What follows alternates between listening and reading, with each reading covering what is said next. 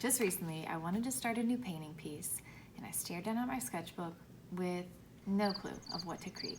Have you ever wondered just where to begin when creating a new body of work?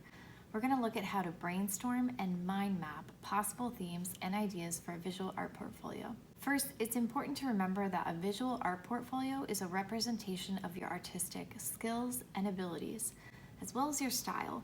So it's essential to choose pieces that showcase your strengths and unique perspective. One way to brainstorm ideas for your portfolio is to start by looking at your current body of work and identifying patterns or themes that reoccur. These themes can serve as a starting point for creating new pieces. Another approach is to explore different mediums and techniques that you haven't used before.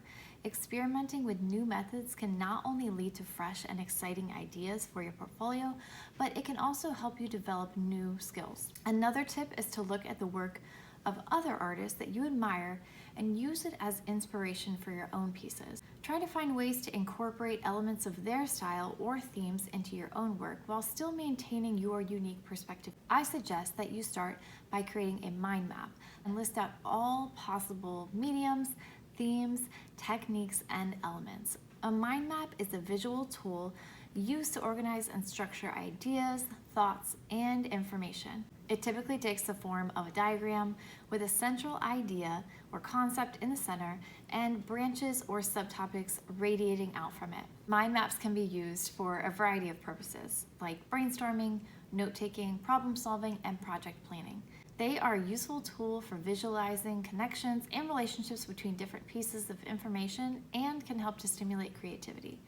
Mind maps are often created by hand, but there are also digital tools available that can be used to create a mind map. Finally, don't be afraid to step out of your comfort zone and try something new. The most successful portfolios often feature pieces that push the boundaries and take risks.